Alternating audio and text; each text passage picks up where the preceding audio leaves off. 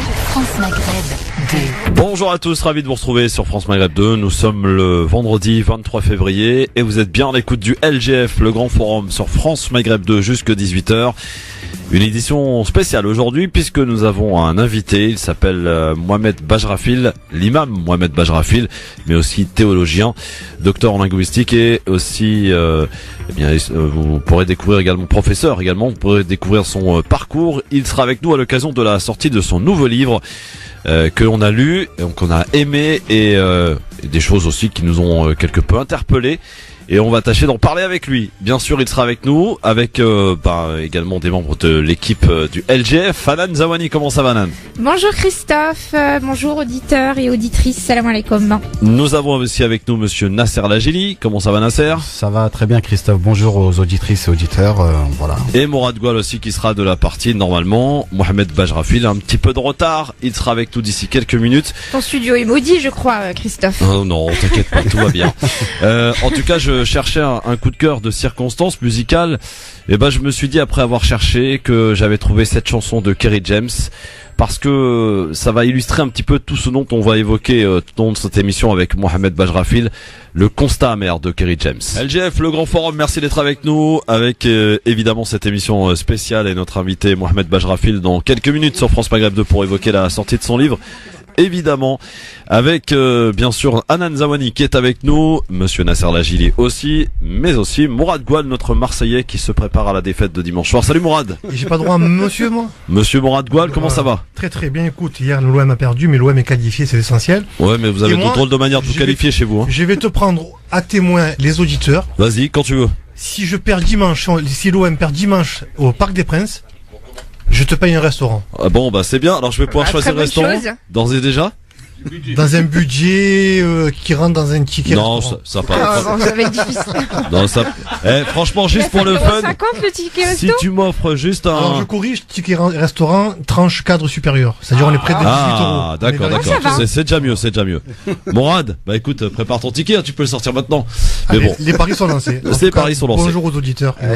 Tu vas attirer tous les Marseillais là. Bon, alors, avant de recevoir notre ami Bajrafil, va falloir être sage, parce que c'est quelqu'un de sage, Bajrafil quand même. Tout à l'heure, Mourad, Nasser et Hanan qui sont avec nous aujourd'hui. On va parler de son livre dans un instant, bien sûr. Alors, je vais expliquer juste aux auditrices et aux auditeurs comment ça va se passer. On aura un entretien avec Mohamed Bajrafil parce qu'on a des questions à lui poser, beaucoup de questions.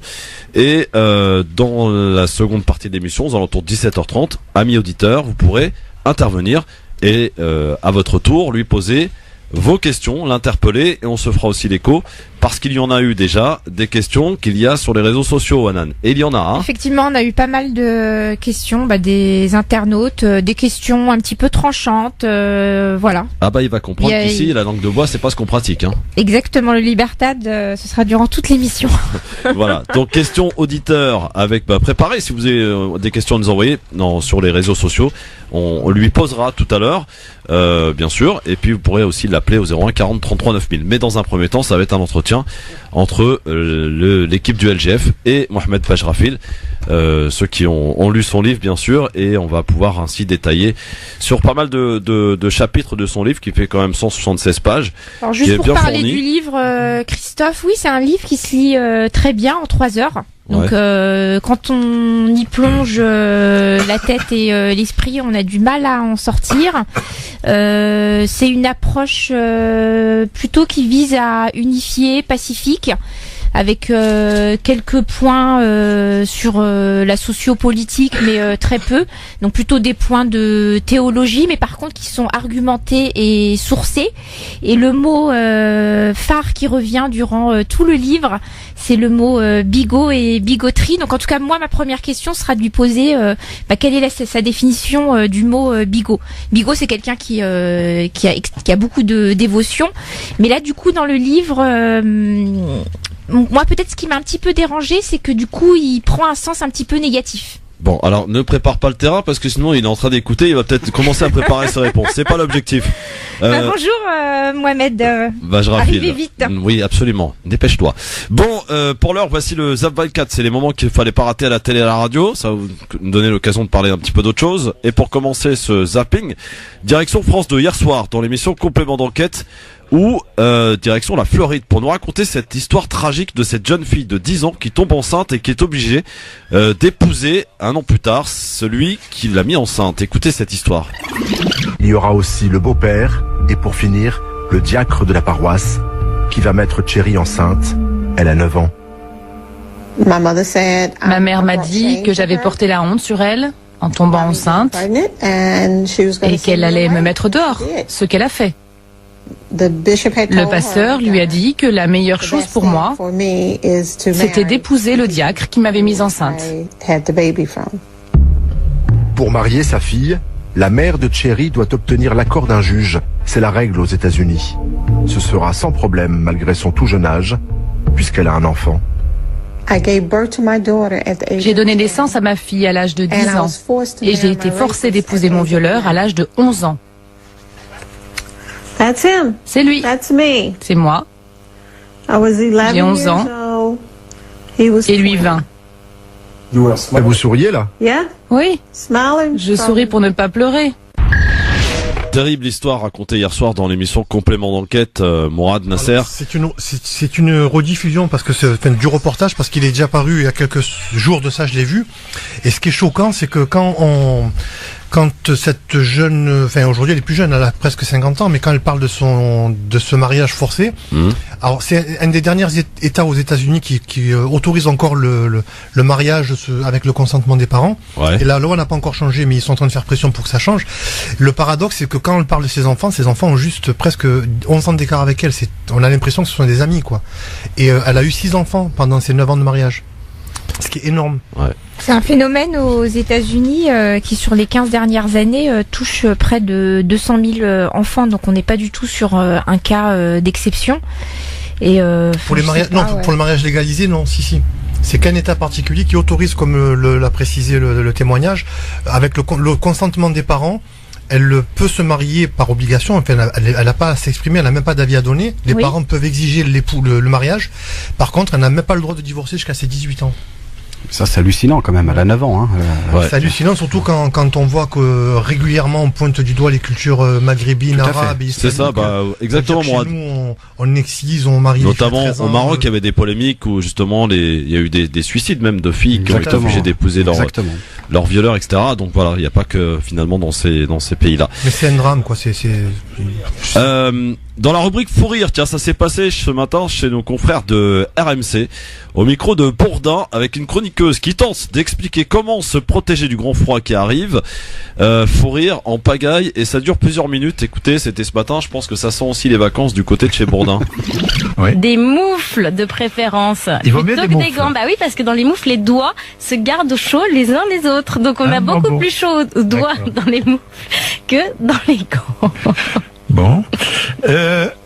Et puis 3 couches de vêtements. Ça va être dur d'aller jusqu'au bout. Oui, ça c'est sûr. 3 couches de vêtements, pas une de moins, mais surtout pas une de plus. Marie, non mais c'est... Ça c'est...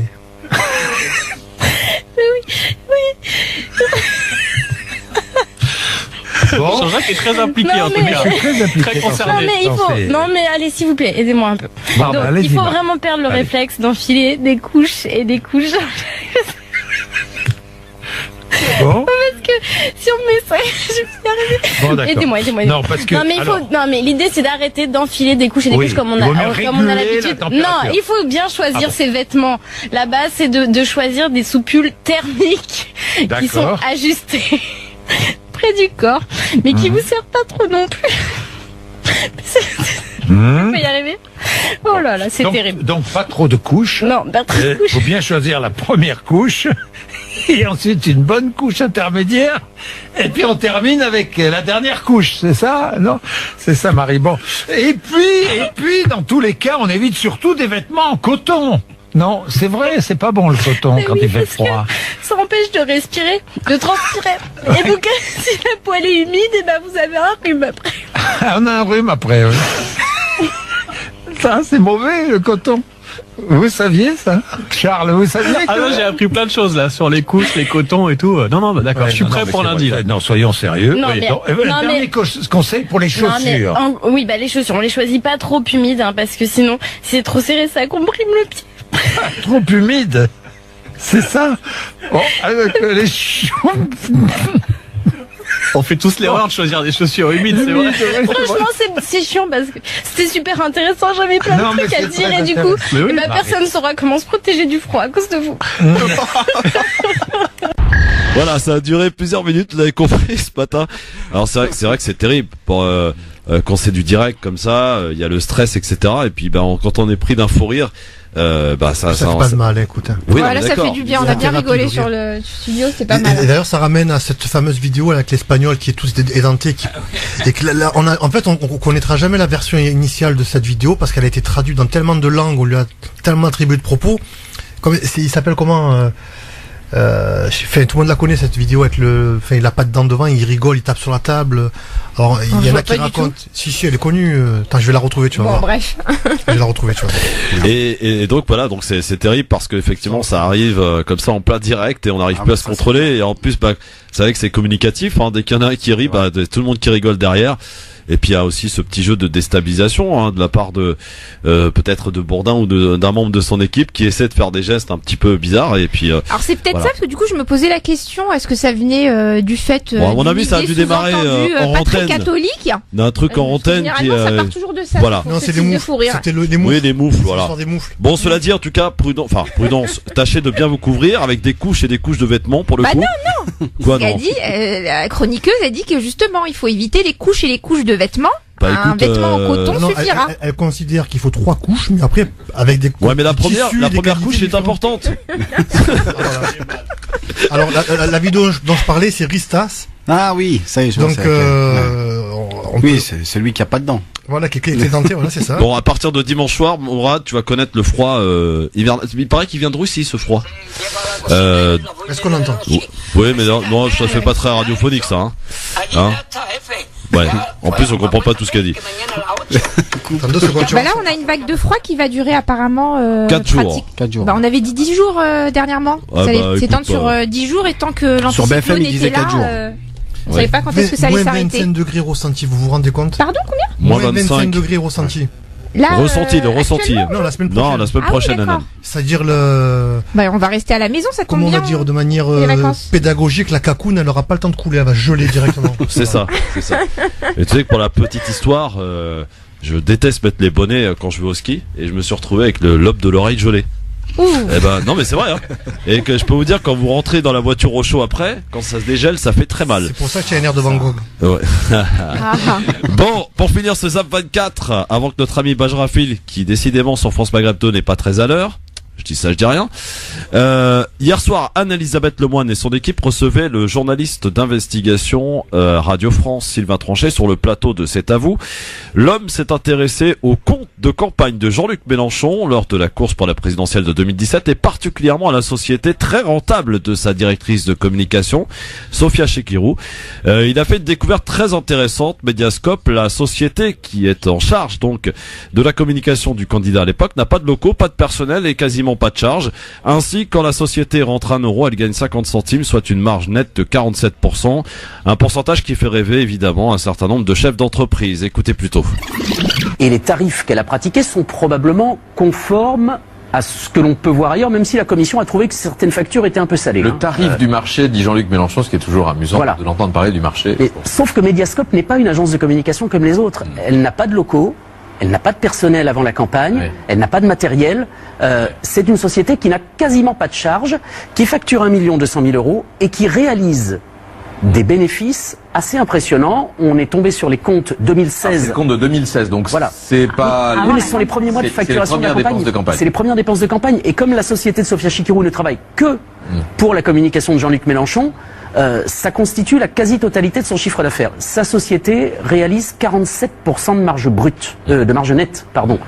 De marge nette. C'est-à-dire que 76 000 euros de bénéfices pour 162 000 euros de chiffre d'affaires. Quand elle rentre 1 euro, elle gagne à l'arrivée 50 centimes. Ce qui est plutôt rentable, on va dire. Ouais, mais ce que les gens oublient de dire, c'est que c'est une prestation intellectuelle, donc elle nécessite pas de moyens matériels, qu'elle peut très bien travailler depuis chez elle puisqu'elle est là comme conseil de Mélenchon. Donc donner à réfléchir à une personne, ça ne coûte rien. La réflexion, c'est quelque chose d'abstrait. Elle ne peut pas se quantifier. Donc elle est rétribuée pour une prestation intellectuelle.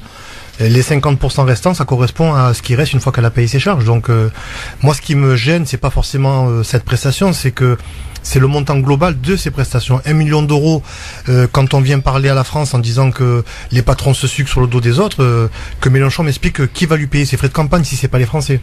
Ouais. Alan, Mélenchon. Alors Mélenchon, que soit sa directrice de campagne, que Mélenchon soit son client unique, pour moi, pas de souci. Donc effectivement, comme le dit Morad, il y a là un problème à pointer qui est le problème de la surfacturation. Et peut-être qu'on en parlera la semaine prochaine ou très bientôt. Moi, il y a autre chose qui m'interpelle au niveau de la France Insoumise, c'est comment sont utilisés les fonds de ce mouvement. Quel est leur montant global, vers où ils sont dirigés. Donc vraisemblablement il y a une partie qui est partie pour la société de communication de Sophia Chérikou. Parce qu'il y a celle d'Alexis Corbière aussi. Oui, voilà. C'est un système. Mais c'est vrai qu'on aimerait en tout cas un petit peu plus de transparence. J'ai commencé à poser la question un petit peu autour de moi, savoir comment étaient utilisés les fonds, comment c'était ventilé, est-ce qu'il y avait des salariés, enfin voilà, où était tout cet argent, parce que au vu du nombre d'adhérents et de fidèles qu'on compte ne serait-ce que sur les réseaux sociaux, et c'est une vraie question à se poser. Et sur un autre mouvement qui est le mouvement Génération, il y aura aussi cette question à se poser, la transparence des fonds. La Génération S de Benoît Hamon ? Oui. D'accord. Voilà. Alors je sais pas si peut-être que du coup Nasser qui connaît un petit peu le mouvement peut nous en dire plus. Non, mais sur la question de la France Insoumise, effectivement. Bon, après moi je vous avoue que j'ai pas suivi cette affaire-là, mais après faut pas oublier qu'il y avait aussi au sein de la France Insoumise, il y avait des locaux qui étaient mis à disposition pour la campagne électorale présidentielle dans le 18e arrondissement. C'est pas ça le sujet. Oui, j'ai bien compris que c'était avant les présidentielles. Non. Non, ils mettent en cause des comptes de campagne. Non, ils disent que c'est les sociétés qui sont intervenues pour Mélenchon. Ah oui, qui ne sont en fait que des boîtes aux lettres. Oui. Peut-être. Effectivement, pas les sociétés, la société en l'occurrence. Non, celle d'Alexis Corbière aussi. Ah oui, non, mais là, on parle au travers de l'extrait que l'on vient d'écouter, celle de Chérikou, Sophia. C'est la société, la directrice de communication de Mélenchon, qui au travers de sa société a géré sa campagne. Voilà. Et ça a démarré. Là, ce sont des chiffres qui émanent donc de 2016. Donc c'était au tout début de la campagne. C'est ça. Toute proportion gardée. Moi, je vais te parler d'une expérience personnelle. Sur Marseille, j'ai dû valider des comptes de campagne pour les dernières municipales, et j'avais refusé de les signer. Alors en proportion, tu vois, une campagne municipale c'est quand même presque 100 fois inférieur à une campagne présidentielle, et la liste pour laquelle j'étais chargé de valider les comptes de campagne avait saucissonné tout un tas de prestations, c'est-à-dire au lieu d'avoir un prestataire, ils en avaient mis 10. Mais ils avaient multiplié par 10 le budget alloué à ces prestataires. Ce qui est un détournement déguisé, si tu veux. Mais c'est une pratique tolérée et légale, malheureusement. Très bien. Merci Morad, merci Anan et Nasser Lajili pour ce ZAP 24. Dans un instant, notre imam Mohamed Bajrafil qui arrive pour parler de son livre. À tout de suite sur France Maghreb 2. Le LGF sur France Maghreb 2, le grand forum. Merci d'être avec nous pour ce vendredi 23 février. Et comme annoncé, il est avec nous sur France Maghreb 2 pour nous parler de son nouveau livre. Vous le connaissez forcément, vous auditrices, auditeurs de France Maghreb 2, puisque il a animé plusieurs émissions, Parler Islam, officier à plusieurs reprises sur France Maghreb 2, l'imam Mohamed Bajrafil. Salam alaikum, bienvenue Mohamed Bajrafil. Wa alaikum salam wa rahmatullahi ta'ala wa barakatuh. Alors vous êtes de nouveau présent avec nous. J'allais dire s'il fallait une actualité à l'occasion de la sortie de votre livre, pas forcément, mais on va en profiter si j'ai envie, tenter qu'il faille un événement pour que vous soyez là, mon cher Mohamed. Donc le livre qui est sorti il y a quelques jours maintenant aux éditions Plein Jour. Le titre c'est Réveillons-nous. Et c'est un livre qu'on a eu le bonheur de parcourir, qui s'avère être une lettre en fait que vous avez écrite donc pour ce que vous appelez les bigots. Alors on vous demandera peut-être tout à l'heure ce qu'est selon vous la définition d'un bigot, mais Mohamed Bajrafil, j'ai envie de vous poser la première question. À qui s'adresse ce livre? Parce que si tant est qu'il s'adresse à ceux que vous pointez à plusieurs reprises dans votre livre, à savoir ces jeunes qui sont partis notamment, qui ont quitté la France, qui ont décidé d'aller en Syrie, qui se sont fait engrainer, ces jeunes-là ne lisent pas.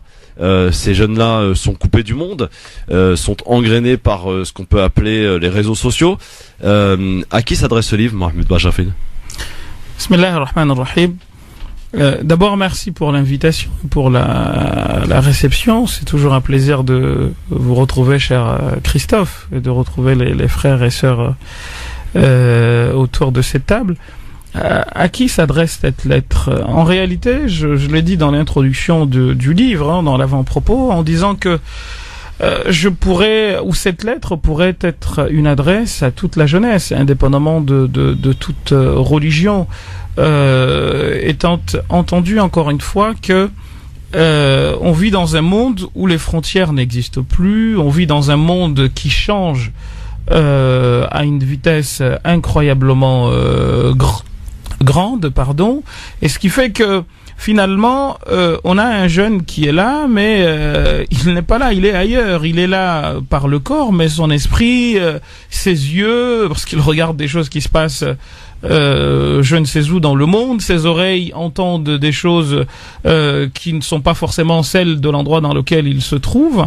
Tout ceci pour dire que le monde a tellement changé que aujourd'hui, et je l'ai dit dans l'introduction, cette lettre, bien que je la destine essentiellement aux jeunes musulmans, pourrait être une adresse à l'ensemble de toute la jeunesse et même au-delà, parce que c'est une invitation à la réflexion.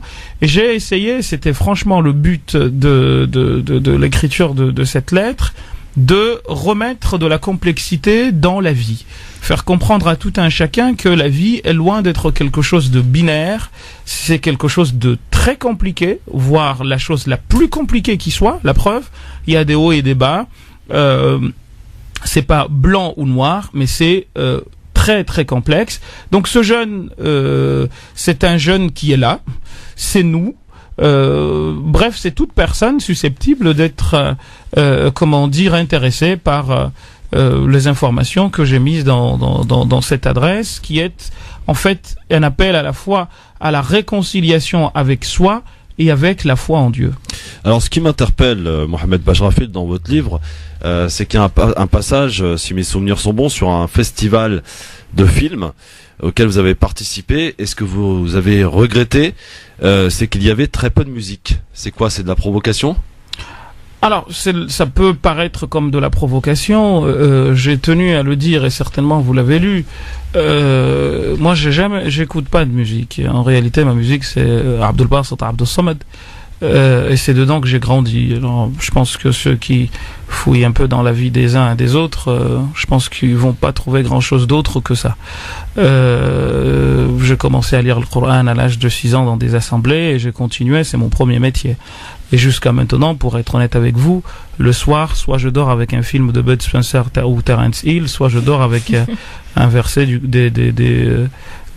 Mahmoud Shahat, qui est un lecteur du Coran égyptien. Donc c'est comme ça, ma vie elle est rythmée comme ça. Et quand je suis tout seul dans la voiture ou quand je suis tout seul et que personne n'est tout autour de moi, je lis le Coran à tue-tête. Et c'est ça ma vie, entre guillemets. Soit je lis le Coran, soit j'écris ou je lis, ou sinon je dors si je ne travaille pas. Donc ceci pour dire que j'ai pas un penchant particulier pour la musique, mais le but a été de faire une espèce de point de pied de nez à justement ce que j'appelle cette bigoterie. En fait, la question de la musique est une question pour moi vraiment subsidiaire, et je pense que pour avoir lu le livre, cher Christophe, vous avez dû voir ce que j'en dis, c'est que c'est une question mais vraiment secondaire pour moi, qui a fait l'objet des différentes divergences dans le droit musulman. Ça remonte jusqu'aux compagnons du prophète sallallahu alayhi wa sallam. Il y avait je ne sais combien qui jouaient ou qui faisaient jouer aux luttes, qui entendaient des gens qui chantaient, etc. Bref, ce serait trop long à développer, et j'ai essayé de, encore une fois, attirer l'attention sur le fait que moi j'entends des gens qui disent oui, on fait un truc, mais il faut pas mettre de musique, c'est haram, etc. Moi, que la musique je me l'interdise à moi, il n'y a pas de problème, ou que Christophe se l'interdise, il n'y a pas de souci. Mais en revanche que ça va être dur en faisant de la radio. Oui, mais bien entendu, mais en tout cas, chacun fait ce qu'il veut. Mais d'en faire l'alpha et l'oméga, tous les jours on vient, on te sort, ah oui, mais telle personne, Abdullah ibn Mas'ud a dit, oui, mais Abdullah ibn Mas'ud a dit, c'est un avis qui existe, mais il existe d'autres compagnons du prophète sallallahu alayhi wa sallam, comme le premier, alors c'est assez marrant, c'est que le premier compagnon né dans l'islam, il écoutait de la musique. Il s'appelait Abdullah ibn Ja'far ibn Abi Talib. Et pas seulement. Le premier compagnon né à Médine, après le Hijra, il s'appelle Abdullah ibn Zubayr, il écoutait aussi de la musique. Donc ceci pour dire que, et pas la musique au sens de poésie, parce que certains disent, oui, c'est la poésie d'autrefois. Non, avec des instruments, le luth, pour ne citer que celui-là. Ouais. Donc c'est pour dire que c'est des choses qui devraient être acceptées comme relevant de la divergence. Un exemple tout bête, hein. En fait, si on raisonnait dans ce sens, il y a un exemple qu'on oublie souvent, c'est le cas de la prière. La prière, c'est l'épine dorsale de la religion, a dit le prophète sallallahu alayhi wa sallam dans des hadiths qui lui sont apparentés. Seulement, quand on regarde la prière, la manière dont elle est faite, pour les chafi'ites, pour être simple, là je vois que je suis entouré de frères et sœurs qui sont certainement d'obédience ou de rite malikite, que la sœur qui est à ma droite, par exemple, fasse ses ablutions et touche la main de son mari, dans l'école malikite, les ablutions sont valides. Mais dans l'école chafi'ite, les ablutions sont annulées, autant pour elle que pour son mari. Cela veut dire que sa prière n'est pas valide aux yeux des chafi'ites. Donc, en fait, c'est une manière de dire que jusqu'où, en fait, ça va continuer. On est en train de traiter de questions banales, qui méritent pas de nous prendre la tête, et les compagnons du prophète sallam ne vivaient pas comme cela. On est en train chaque fois de focaliser sur des détails, et c'est sincèrement, si ce livre-là a un mérite, ce sera peut-être, je voudrais que ce soit celui-là, que nous recentrions sur l'essentiel, et que ce qui est superflu de mon point de vue, eh bien, soit mis de côté, et que nous ayons ces divergences. Alors, ça va être un peu compliqué, pardon Nasser, juste, je termine sur ce chapitre parce que c'est important, sur le fait, la transition est toute trouvée. D'ailleurs, vous en parlez de cette expérience que vous avez eue avec cette volonté, j'allais dire, avec d'autres de vouloir faire une espèce de réforme, mais vous avez participé à un repas et vous dites, ce qu'on a retenu, c'est qu'il y avait de l'alcool sur la table. Or aujourd'hui, on a pu regarder sur Internet, sur les réseaux sociaux, Mohamed Bajrafil, beaucoup vous reprochent d'être trop laxiste, de trop être simpliste avec les textes, et surtout le fait d'avoir discuté. C'est ce qu'on m'a encore dit, et d'ailleurs je tiens à souligner que dès l'annonce que l'on a faite concernant la venue de Mohamed Bajrafil, beaucoup m'ont appelé pour me dire faire passer leur message.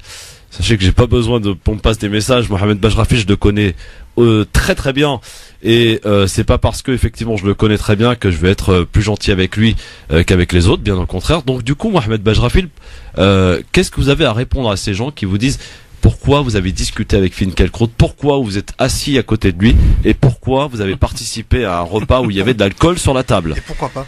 Subhanallah al-Azim. Encore une fois, c'est franchement la bigoterie. Hein. Mais le Coran, pourquoi Dieu a rapporté les propos de Shaitan? Pourquoi Dieu a rapporté les propos de Pharaon? Pourquoi Dieu a rapporté les propos de Namroud? En fait, où on va? Quand cher Christophe, quand on lit le Coran, si on raisonnait comme ça, ben on dit des choses qui sont de la mécréance, qui nous rendent mécréantes. Il y a un grand chapitre d'ailleurs dans le livre concernant la mécréance. Parce que Dieu nous fait dire dans le Coran, Ana bukumul a'la, je suis votre Seigneur suprême. Mais c'est qui dit ça? C'est Pharaon qui dit ça. Et quand, je l'ai dit dans le livre, quand on récite ça, Dieu nous donne des hasanat pour avoir dit un propos de mécréance. Mais c'est pas le propos de mécréance qui est en soi remis en cause. C'est la liberté d'expression qui est ici élevée au rang de quelque chose d'intouchable. Quand je ne suis pas d'accord avec quelqu'un, je peux ne pas être d'accord avec lui, mais je m'assois avec lui pour échanger. Y compris les islamophobes. Y compris, mais Dieu a envoyé... Tel que Finkielkraut, par exemple. Dieu a envoyé Pharaon il a envoyé à Pharaon qui 2 prophètes. Vous savez, il y a un monsieur qui s'appelait Al-Ma'moun, Abu Ja'far al-Mansour, afwan. De son temps, un homme est parti le voir et lui a dit, il a commencé à l'insulter. Il lui a dit, toi, tu es comme ci, tu es comme ça, tu es quelqu'un de violent, etc. Tu es un injuste, tout ce que tu veux. Et il a ri.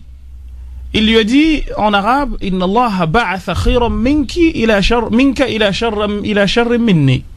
Dieu a envoyé mieux que toi à pire que moi. Ça veut dire quoi? Il a dit Dieu a envoyé Moussa et Haroun pour s'asseoir à côté de Pharaon et discuter avec lui.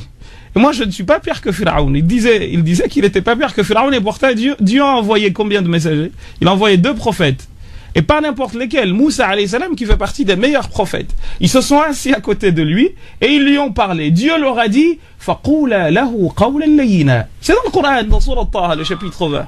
Et dites-lui des propos doux. لَعَلَّهُ يَتَذَكَّرُ أَوْ يَخْشَى. Dans le but qu'il se rappelle et revienne à Allah subhanahu wa ta'ala. Et là aujourd'hui, qu'est-ce qu'on est en train de nous dire? Non, telle personne, il faut pas s'asseoir à ses côtés. Mais non, c'est pas comme ça le raisonnement. On veut appeler quelqu'un, on veut discuter avec quelqu'un. Qu'est-ce qui se passe? Et pourquoi pas? C'est pas un humain, c'est pas quelqu'un qui mérite que on lui dise. Vous savez, le prophète sallallahu alayhi wa sallam, jamais il n'a répondu au mal par le mal. Mais à chaque fois que l'occasion lui était offerte de discuter, vous savez qu'il y a une mosquée qui s'appelait Masjid al-Darar. Masjid al-Darar, cette mosquée a été construite parce que le prophète allait y être tué. Et pourtant, si la révélation n'était pas tombée, le prophète y allait. Les gens qui l'y ont invité, c'est des gens qui étaient connus. Et pourquoi a-t-il pris la décision d'y aller?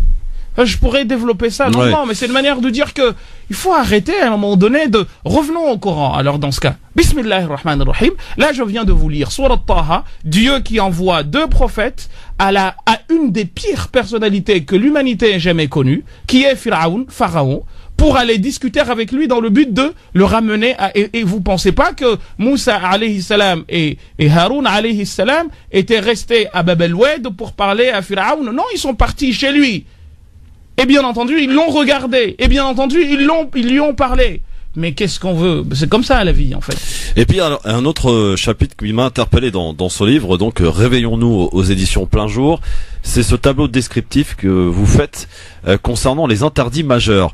Alors vous avez relevé des ouvrages qui effectivement ont été publiés là-dessus, et dans les tout premiers que vous avez recensés, on en a relevé, alors pour un 13 et l'autre 9 de mémoire, et parmi les derniers 466. Comment expliquer que on passe de 9 à 13 interdits majeurs à plus de 400? Parce que, en réalité, ce qui nous arrive, ce qui arrive aux musulmans, n'est pas différent de ce qui est arrivé à ceux qui nous ont précédés. Quand vous regardez le judaïsme, vous allez trouver la Torah d'un côté et de l'autre ce qu'on appelle le Talmud, c'est-à-dire l'exégèse de la Torah. Et le Talmud, c'est un ensemble d'interdits. Un juif qui veut vivre selon le Talmud à la lettre, mais il a toutes les difficultés du monde de vivre aujourd'hui. De la même manière, on s'aperçoit qu'au temps du prophète sallallahu alayhi wa sallam, ça va me permettre de répondre à votre question sur le laxisme. Vous savez, le prophète sallallahu alayhi wa sallam, dans un hadith dans le Bukhari, ça me fait rigoler la question, il a dit « Inni atarakhasu » il dit « je m'autorise des choses que certains parmi vous vont trouver bizarre. Il est laxiste, le prophète sallallahu alayhi wa sallam. C'est lui-même qui le dit. Je m'autorise des choses que certains parmi vous vont dire, oh là là là là là là là, c'est gravissime. Et pourtant, leur dit-il, je vous mets au défi. Au nom de Dieu, je suis plus savant que vous et je crains plus Allah subhanahu wa ta'ala que vous. Et quand Aïcha sallallahu anha wardaha nous parle du prophète sallallahu alayhi wa sallam, qu'est-ce qu'elle dit? Ma khuyira Rasulullah sallallahu alayhi wa sallam bayna amrayni illa ikhtara aysarahuma. Jamais il n'a été proposé au prophète sallallahu alayhi wa sallam d'opter entre 2 choses sans qu'il prenne la plus facile. C'est-à-dire, et c'est lui-même qui le définit, ad-dinu yusrun, la religion est facilite. Et c'est pas Muhammad qui le dit, c'est un propos du prophète. Il y en a qui disent, oui, mais parce que la religion c'est pas de la facilité. Mais si tu dis que la religion c'est pas de la facilité, c'est que tu es en train de dire au prophète sallallahu alayhi wa sallam qu'il a eu tort et que toi tu es venu avec une autre religion. Sauf qu'on te suivra pas, mon grand, parce que tu n'es pas Muhammad ibn Abdullah. Donc c'est comme ça qu'il a défini la religion. On appelle ça une phrase définitoire. Ad-dinu, la religion, yusrun, est une facilité. C'est pas moi qui le dis. Et Dieu a dit à plusieurs reprises dans le Coran, yuridullahu an yukhaffifa ankum. Dieu veut vous faciliter la chose. Parce qu'en réalité, cher Christophe, et ce sera, je pense, mon dernier mot sur cette question. Celui qui se rend la vie difficile, vous savez comment il fait? Il finit dans les contradictions, les pires contradictions qui soient. Et c'est pour cette raison que vous parliez tout à l'heure de bigoterie. C'est-à-dire que vous voyez des gens qui vivent dans des trucs mais pas logiques. Moi, j'entends des gens, on insulte, on fait ci, on fait ça, mais par contre, tu veux manger halal. Mais, en fait, il faut à un moment donné que nous ayons une logique dans la manière de faire les choses. Ouais. Il y a des priorités dans la vie. Et il y a justement cette histoire de péché majeur qui nous rappelle en réalité ce que c'est. Je ne peux pas faire comme le Khawarij. Le Khawarij, qu'est-ce qu'il faisait? Et c'est un raisonnement malheureusement qui a encore cours aujourd'hui. Les péchés majeurs, pour eux, les choses les plus difficiles pour eux, c'était de la gnognotte. C'est-à-dire quoi? Ils pouvaient trouver quelqu'un à côté, le tuer sans aucun problème, mais quelqu'un leur donne leur offre quelque chose. Non, c'est haram, on peut pas vous prendre ça, il faut que nous achetions. Mais vous venez de commettre l'irréparable ici. Donc finalement, on vit dans des contradictions pas possibles. Et ce livre-là est là pour nous rappeler que, en fait, dans la vie, il y a des priorités. Dans la religion, il y a des priorités. Et ces priorités-là, on ne peut pas les sacrifier à l'autel de la bêtise et de la bigoterie. Réveillons-nous, c'est le titre du livre aux éditions Plein Jour, en direct sur France Maghreb 2 avec Mohamed Bajrafil, Anan Zawani pour une question à Mohamed Bajrafil. Alors, j'ai une question d'un auditeur, donc c'est plutôt un avis tranché, donc je vais vous le résumer. Alors, c'est une question de Yassine, donc qui n'a absolument rien à voir avec votre livre. Moi, j'aimerais comprendre pourquoi Monsieur Bajrafil est-il aussi peu clair lors de ses interventions médiatiques. Est-ce qu'il pense que c'est en répétant les mêmes phrases bisounours et creuses rabâchées depuis des années maintenant que les non-musulmans vont mieux comprendre l'islam ou être moins méfiants? Donc je continue. Quand un journaliste vous dit qu'un jour un patron musulman n'a pas voulu lui proposer du vin dans son resto et que du coup il lui aurait imposé sa religion, c'est grave d'acquiescer selon Yassine. Vous servez de caution à toutes ces personnes qui voudraient qu'un musulman soit comme les autres, qu'il ne puisse pas avoir de principe à lui, de particularité. On ne force pas un vegan de servir de la viande si, ou bien le musulman doit sans cesse s'excuser d'être ce qu'il veut être. Encore une fois,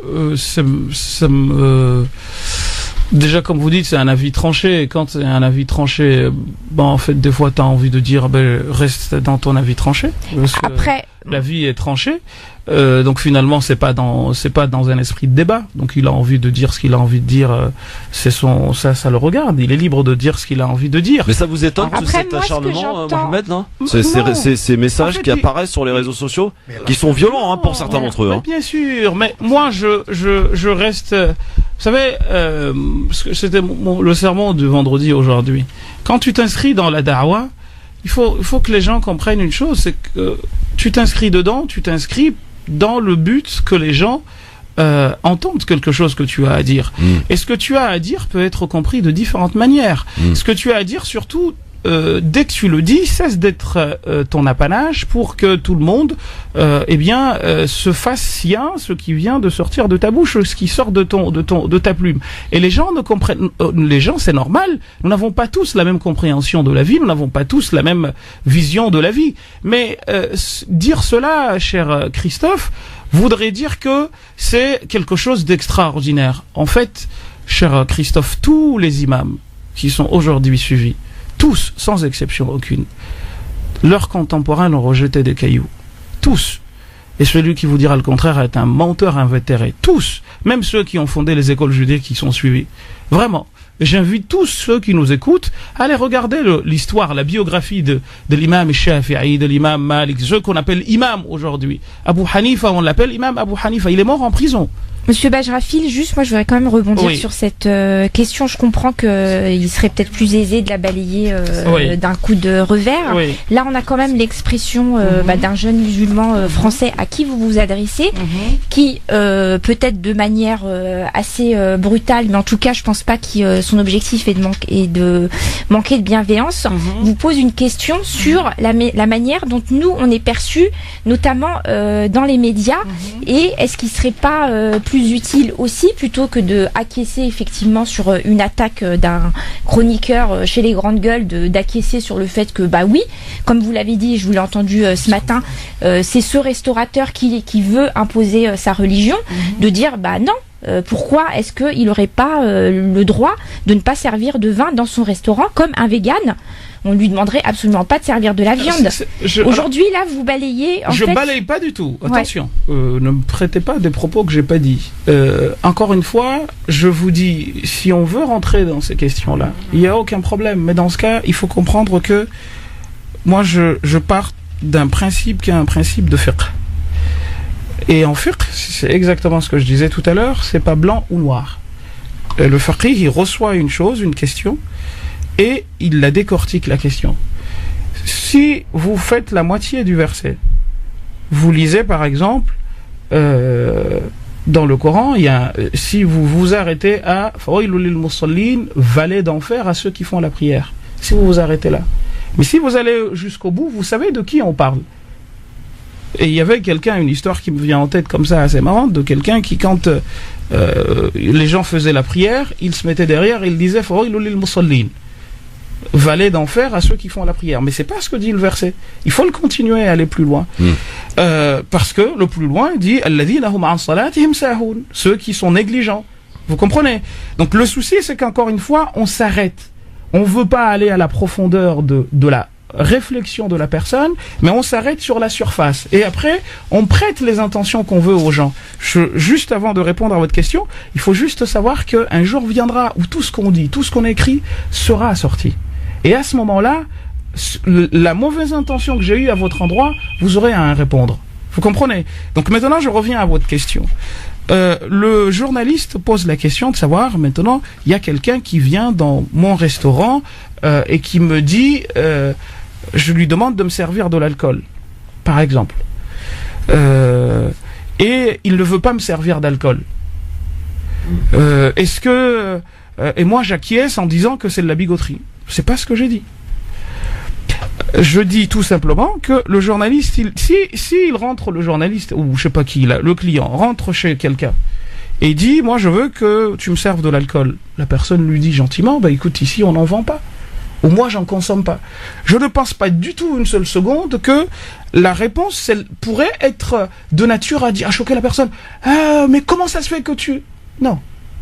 Sinon, il faut avoir un grain dans la tête. Donc, il faut encore une fois situer les choses dans leur contexte. Moi, je vois des gens, des nôtres, qui, par exemple, se conduisent comme des inspecteurs de je ne sais quoi. Quelqu'un met un panneau dehors. Je vends, je sais pas moi, de la viande halal. C'est pas ton droit de rentrer chez lui, d'aller lui dire montre-moi ce certificat. C'est pas ce que l'islam t'a demandé. Si tu n'as pas confiance, salam alaikum. Et la personne n'est même pas obligée de te le faire. J'ai pas de compte à te rendre. Et c'est en réalité, donc j'ai pas acquiescé en disant oui, c'est un bigot, il avait le devoir de. J'ai jamais dit cela. Jamais de la vie. J'ai dit que il faut que... Non, de la même manière, on sort l'histoire du vegan, c'est assez marrant. Mais bien entendu, chacun est libre de faire ce qu'il veut. Ce qui est remis en cause ici, moi, la manière dont la question a été posée, c'était plutôt que la personne disait « Non, je te sers pas, et parce que... » Non, vous savez... L'islam est d'une simplicité incroyable. Moi, c'est ce que je dis dans le livre. C'est effectivement ce qu'on peut en retenir après la lecture du livre. Incroyable. Oui. Mais on œuvre pour rendre cette religion invivable aux gens. Donc, je n'évacue pas du tout. Et toutes les questions que vous recevrez, même les insultes.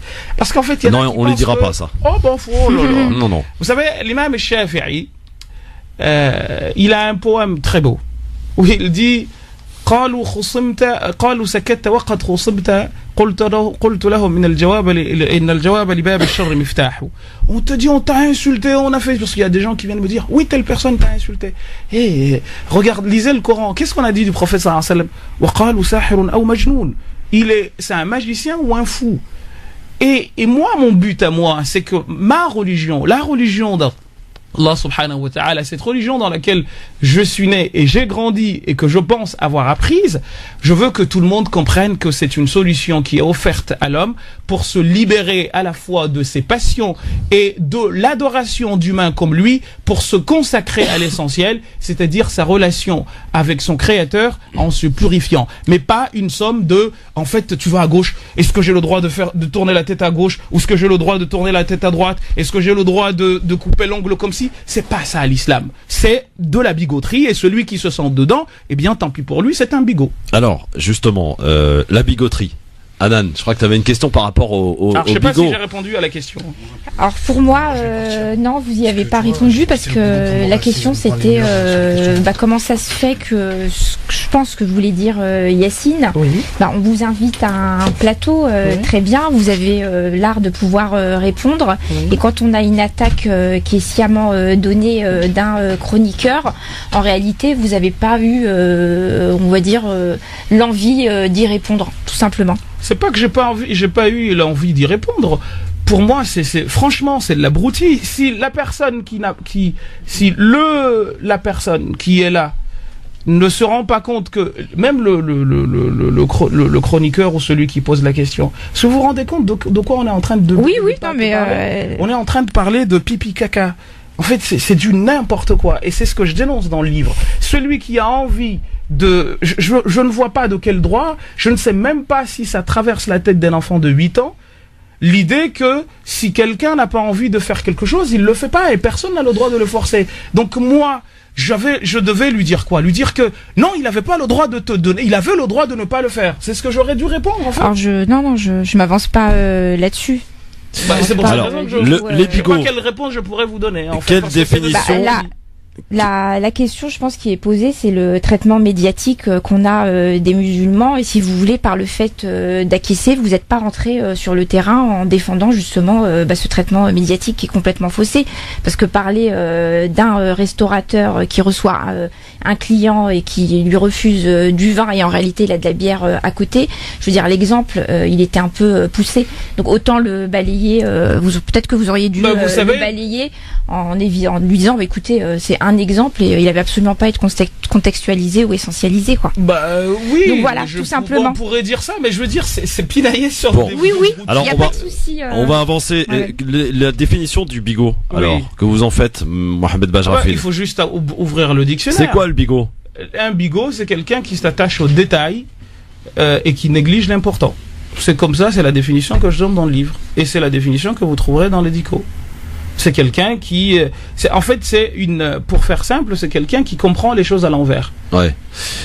Alors, dans le livre Réveillons-nous, qui fait 176 pages, qui se lit bien, on peut franchement passer une bonne soirée avec ce livre, apprendre aussi beaucoup de choses. Moi, j'y ai appris beaucoup de choses, notamment on peut s'arrêter un instant, si vous le voulez bien, sur votre enfance. Vous en parlez beaucoup, de votre père, Mohamed Bajrafil, pour qui vous avez un immense respect. Et vous dites d'ailleurs, c'est lui qui m'a tout appris. Il me récitait des poèmes, des textes d'ailleurs, qui ne seraient peut-être pas aujourd'hui à dire devant à n'importe qui. Et pourtant il le faisait. Et votre père a une place prépondérante dans votre vie et dans votre cheminement. Oui, je pense que c'est comme le cas de tout père vis-à-vis de son enfant. Moi, j'ai eu la chance d'avoir un père qui a été à la fois mon père et mon maître. Oui, vous dites souvent d'ailleurs le maître, votre maître. Oui, parce qu'on est dans une relation de maître à disciple et c'est quelque chose qui se fait, qui se transmet de père en fils ou de maître à disciple. Et le disciple vis-à-vis de son maître, c'est comme un enfant vis-à-vis de son père. Et j'ai eu la chance de grandir, c'est Allah subhanahu wa ta'ala qui a voulu que les choses soient ainsi, de grandir auprès de lui, auprès de quelqu'un que je n'ai jamais vu commettre un péché, ou en tout cas à ma connaissance. C'est pas un prophète, certainement il a ses défauts, mais l'enfant que j'ai été vis-à-vis ou à ses côtés, je l'ai jamais entendu insulter quelqu'un, je l'ai jamais entendu calomnier quelqu'un. Ouais. Mon enfance durant, j'ai grandi auprès de lui et il m'a enseigné. Et parmi les choses qu'il m'a enseigné, c'est justement un poème qui s'appelle Banat Souad. Bon, ça c'est une goutte d'eau parmi beaucoup d'autres choses, dans lequel j'ai raconté cette anecdote parce que j'ai continué dans le même esprit quand j'ai eu à enseigner. Il m'a dit Par contre, il ne faut pas que tu l'enseignes à quelqu'un aux mœurs légères de peur qu'il s'en serve pour draguer une fille. Oui. Le terme draguer, effectivement. Le terme draguer n'est bien entendu pas le sien, mais je dis dans le livre que je me le permettais, étant donné que je m'adressais à un jeune qui vit en 2018.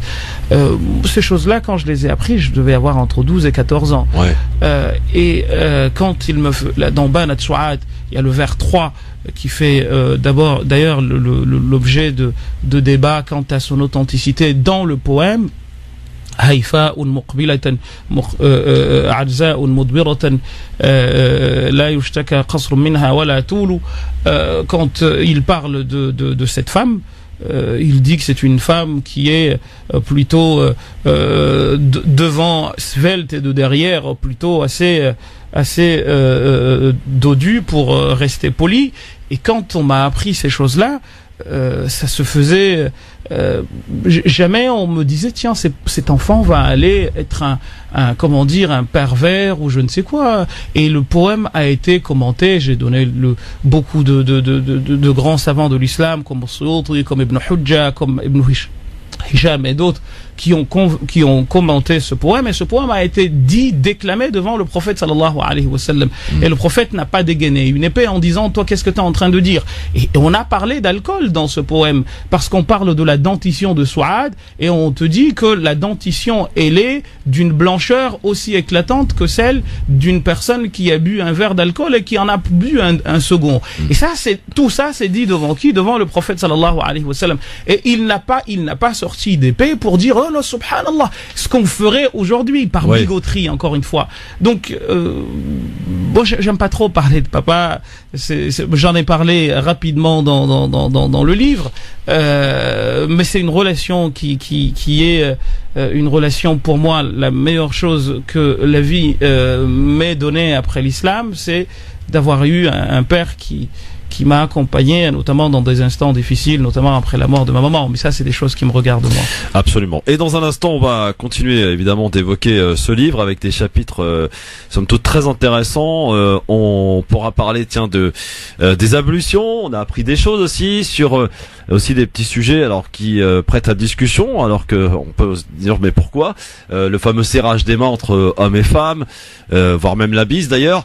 Et puis les auditrices auditeurs pourront vous interpeller, poser des questions 01 40 33 9000 bien entendu, et on prendra peut-être quelques commentaires aussi qui émanent de Facebook France Maghreb 2 où vous êtes aussi en direct. Le LGF avec Mohamed Bajrafil qui est notre invité à l'occasion de son livre Réveillons-nous aux éditions Plein Jour. LGF, le grand forum avec Mohamed Bajrafil qui est notre invité aujourd'hui. Il est imam à la mosquée de Ivry-sur-Seine depuis quelques années maintenant. Et vous êtes aussi surtout docteur en linguiste et vous êtes professeur. Mohamed Bajrafil, c'est quand même...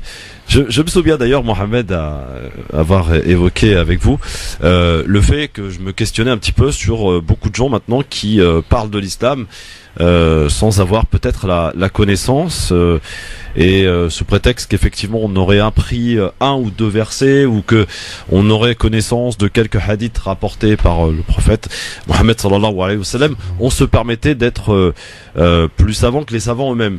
Et vous m'aviez, je crois, répondu, vous pouvez peut-être me corriger si je me trompe, qu'il faut quand même avoir un certain diplôme et des connaissances. L'islam c'est pas la portée de n'importe qui, il faut donc étudier pour en parler. Et c'est un problème qui malheureusement persiste au jour d'aujourd'hui, Mohamed Bajrafil, avec beaucoup de gens qui continuent de parler de l'islam sans en avoir les connaissances. Un des gros avantages des réseaux sociaux, c'est que tout le monde peut parler. Mais c'est aussi un des gros problèmes, c'est que finalement tout le monde parle même quand il faudrait pas parler.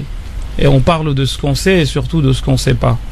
Du haut de mes 39 saisons de mangue, comme dirait l'autre, j'ai appris à rarement dire à quelqu'un ce n'est pas comme ça, mais plutôt à chercher à comprendre à poser la question pour savoir et ne pas venir avec des certitudes, parce que les certitudes avec lesquelles tu peux venir à quelqu'un peut être reprise et détruite en 2 temps 3 mouvements. Et ça, malheureusement, je le vois même vis-à-vis de gens que l'on considère comme savants, qui viennent avec des vérités toutes faites. Et parfois, les autres, ceux qui ne sont pas musulmans, se plaignent en disant mais en fait vous nous prenez pour des imbéciles. Il y a un discours parfois infantilisant vis-à-vis de l'autre. En gros, il y a que nous qui pouvons comprendre des choses et les autres sont complètement à côté de leur pompe, alors que nous sommes avec eux à l'école et on voit que parfois ils peuvent comprendre plus de choses que nous. Bref, tout ceci pour dire que plus on apprend à se taire. Et moins on sait, plus on parle. Et ça, on en a la démonstration tous les jours. Donc, moi, je suis pas contre que les gens parlent en même temps, même si je suis contre, je les empêcherai pas de parler. Bien sûr. Mais il faut juste savoir que parler, c'est agir, comme disait Sartre. C'est s'engager, c'est prendre des responsabilités. Et c'est pour cette raison qu'à la fin, il faut toujours savoir dire. Et seul Dieu est le véritable savant. Moi, ce que je vous dis, encore une fois, et ce sera pas la dernière fois, c'est que ce que je vous dis, tout ce que je dis, passez-le au crible de votre raison. Si vous estimez, comme le disait Ibn al-Qayyim, que ce que je vous dis est faux, jetez-le par-dessus bord et ne le suivez surtout pas. Vous le dites d'ailleurs dans le livre. Oui, bien entendu, même partout. Je ne pense pas, moi, être détenteur d'une vérité absolue. Et celui qui le prétend, pour moi, c'est un imbécile fini, c'est quelqu'un qui ne sait rien du tout. Mais je pense avoir des choses à dire. Je l'ai dit. Est-ce la vérité absolue? Pas du tout. Que chacun, s'il en a envie, les écoute, les passe au crible de sa raison. S'il les trouve pas justes, eh bien, qu'il se dise, c'est pas juste, et qu'il passe à autre chose. S'il estime que je me suis trompé, il a le droit de le dire. Alors bien entendu, il y en a qui insultent. Qui ont l'insulte facile. Oui. Ça, à la limite, vous savez, l'humain c'est comme ça. Ouais. Moi, il faut apprendre aussi à composer avec les réalités de la vie. Alors avant d'accueillir nos auditeurs et auditrices au 01 40 30 39 000, vous pouvez d'ores et déjà nous appeler si vous souhaitez poser une question à Mohamed Bajrafil, qui est notre invité aujourd'hui, Nasser Lajili qui est avec nous aussi, qui a des questions à vous poser. Bonjour Monsieur Bajrafil. Bonjour. Moi non, je voulais tout simplement vous interpeller sur des points, je pense qui sont essentiels, et je pense que beaucoup d'auditrices et d'auditeurs se posent comme question. C'est aussi votre positionnement dans le cadre, on va dire, politique en France, parce qu'on sait très bien, et quand je dis cadre politique, pas forcément de l'engagement, mais je considère, vous savez comme moi aujourd'hui, que les musulmans et l'islam est attaqué à tout va. On a pu voir l'affaire de Manel, on voit Tariq Ramadan qui a été, on va dire, attaqué de partout, on le sait très bien, il a été jugé avant même qu'il soit jugé. Donc voilà, toutes ces questions-là nous posent question, et de se dire comment vous constatez, on va dire, l'ambiance qu'il y a dans notre pays et qui inquiète bien évidemment beaucoup d'auditeurs et auditrices de confession musulmane dans notre pays. D'ailleurs, dans votre livre, si je puis me permettre, pour rajouter une petite louche plutôt, vous incitez les gens à justement s'impliquer, notamment dans la vie associative, à créer, etc. Vous ne parlez pas d'un engagement politique éventuel. C'est volontaire? Pas du tout. J'ai cité un certain nombre de choses et je n'ai pas prétendu l'exhaustivité dans ce que j'ai dit.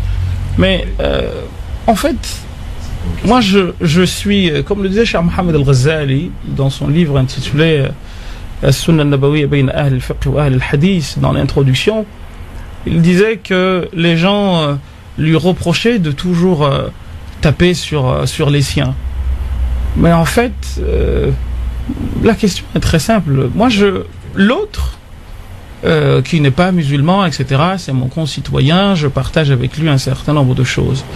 Et je ne suis pas naïf au point de penser que la vie, elle est faite de bonnes intentions, etc. C'est pas ça le but. Moi, je pars de ce que dit le Coran.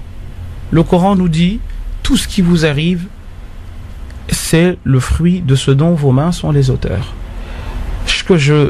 Pourquoi je crie ce livre et pourquoi j'ai des positions qui peuvent paraître fermes à l'endroit des miens?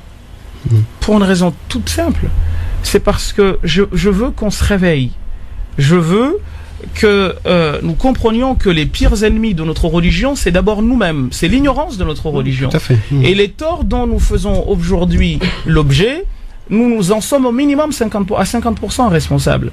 Donc avant de regarder l'autre, je me regarde moi.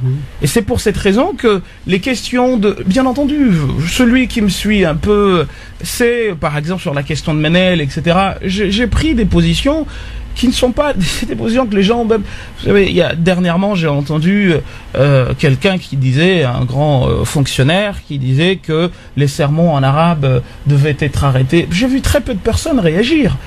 Et pourtant, j'ai réagi et ma réaction a été reprise par d'autres pour dire qu'on peut pas. Là, on va loin. Incriminer la langue arabe, en fait, dire que les sermons doivent se faire en français voudrait dire que la langue arabe est responsable de la radicalisation. Là, on va loin. En sachant que dans les quartiers, très la langue, peu elle n'est pas comprise. Voilà, donc c'est de la foutaise. Mais encore une fois, si vous me permettez l'expression, je suis très dur avec nous.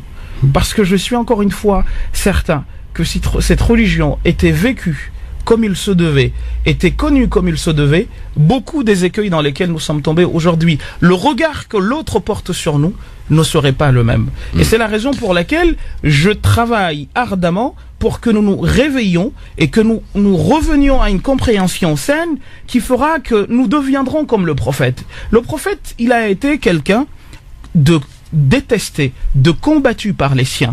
Mais malgré cela, ils n'ont pas trouvé une insulte à lui coller, à part Al-Ma'moun. Et Al-Ma'moun, c'est pas une insulte. Al-Ma'moun, c'est celui à qui on confie les choses. Pourquoi? Parce qu'il s'est rendu, il a su s'imposer de par son comportement. Or, aujourd'hui, on est loin du compte. Et c'est pour cette raison que je m'attarde davantage sur moi, c'est-à-dire sur nous, parce que on partage notre religion, nous avons la même religion.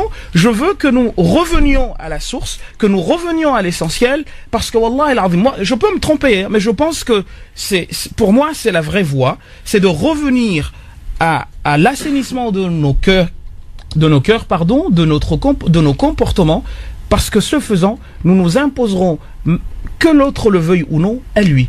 C'est vraiment quelque chose que, indépendamment de tout ce qui se passe, encore une fois, cette question à l'histoire de Tariq Ramadan, j'ai eu à le dire et je le redirai jamais assez. J'ai vu des frères prendre des positions en disant ceci et cela. Je ne suis pas naïf, encore une fois. Je pense qu'on est suffisamment, on se connaît. J'invite tout le monde, vraiment, à la prudence et à la retenue. Le Coran nous dit quoi? Wala tarfu ma laysa laka bihi ilm. Ne parle jamais de ce que tu ne sais pas, parce que tout ce que tu entends, tu vas devoir un jour en rendre compte. Qu'est-ce que je dis? Il doit être reconnu aux victimes, aux plaignantes, pardon. Tout à fait. Vous voyez, j'ai même la langue qui fourche. Aux plaignantes, le statut de victime présumée. Tout à fait. Comme il doit être reconnu à l'accusé la présomption d'innocence. Et arrêter d'un côté comme de l'autre le lynchage. Il y a d'un côté des médias qui ont déjà envoyé, au bagne Tariq Ramadan. Et de l'autre, il y en a qui ont envoyé au bagne les plaignantes. Tout à fait. Je pense que, en fait, c'est un excès que l'islam ne reconnaît pas. Revenons à la source, c'est-à-dire quoi? En fait, surtout quand on prétend avoir des principes. Nous avons des principes sur lesquels nous n'avons pas le droit de dévier. Le Coran est clair de ce point de vue-là. L'injustice de l'autre ne doit pas me conduire, moi, à faire preuve d'injustice.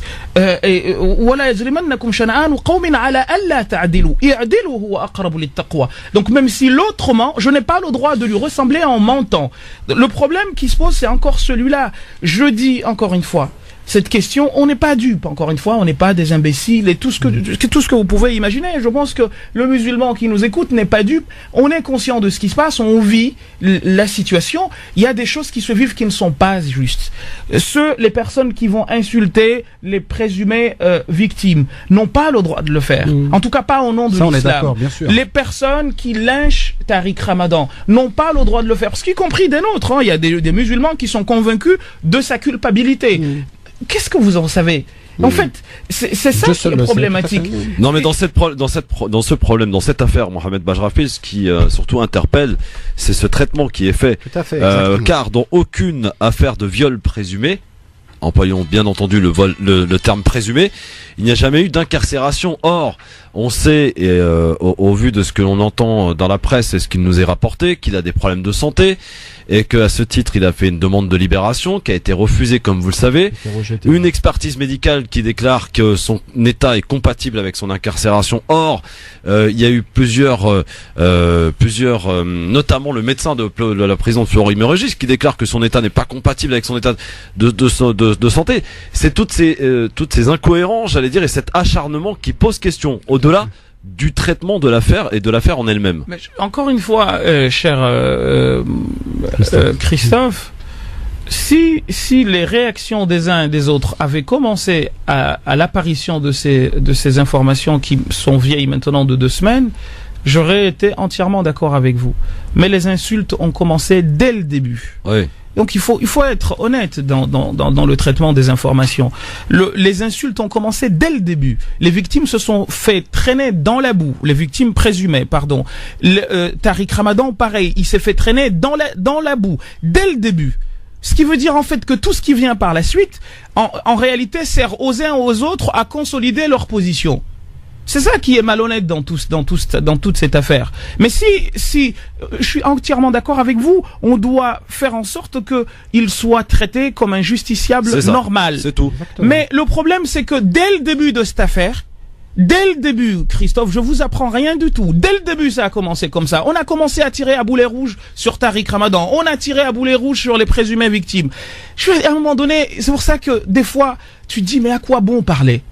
Parce que les gens veulent entendre ce qu'ils veulent entendre. Oui. C'est-à-dire que personne n'est en mesure. Les tensions sont telles que une parole de raison n'est plus audible. Il faut que tu prennes position pour les uns ou pour les autres. Moi, je prends position pour la justice, qui nous dit quoi?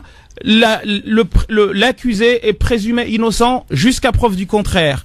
Les plaignantes sont présumées victimes jusqu'à preuve du contraire. Laissons les choses. Ne poussons pas à l'hystérisation. Ce qui se passe aujourd'hui, en effet, le traitement médiatique est injuste. Je suis entièrement d'accord avec vous, cher Christophe. C'est pas moi qui dirais le contraire. Mais est-ce pour autant que j'ai le droit d'aller insulter des gens? Pas du tout. Je ne pense pas que Tariq Ramadan aurait voulu que nous en venions à la... Mais malheureusement, encore une fois, c'est ce que je vous disais tout à l'heure, le problème d'Internet, c'est qu'il a libéré la parole, mais malheureusement, rarement dans le bon sens. Alors avant d'accueillir nos auditeurs, qui sont très nombreux, je tiens à vous le dire tout de suite, pardon, et patience, chers amis. Il y a un terme qui m'a interpellé, enfin un endroit du livre qui m'a interpellé quand vous dites qu'il n'y a pas de racisme d'État en France. Quand vous dites que en France, finalement, et vous comparez d'ailleurs ce qui s'est passé en Angleterre où il y a eu des réactions islamophobes. En France, il n'y en a pas eu, vous l'avez dit. Il n'y a pas de racisme d'État, ça peut interpeller quelques militants, ça, Mohamed Bajrafi. C'est pas ce que j'ai dit, cher Christophe, j'ai pas dit qu'il n'y a pas eu d'acte islamophobe en France. Non. Soyons précis. Non, il n'y a pas eu de mort. Il n'y a pas, de réaction, avec nous. Vous prenez un exemple de ce qui s'est passé en Angleterre, ce qui s'est passé au Québec.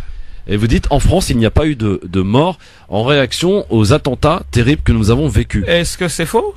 Non, c'est pas faux. Donc, mais quand vous dites qu'il n'y a pas de racisme d'État... alors oui, bien entendu. Je dis qu'il faut faire attention encore une fois à ce qu'on dit. Ce terme veut dire quoi? Est-ce que Christophe, parce que musulman, vous vivez ce que les Sud-Africains ont vécu jusqu'à la libération de Mandela? Pas du tout.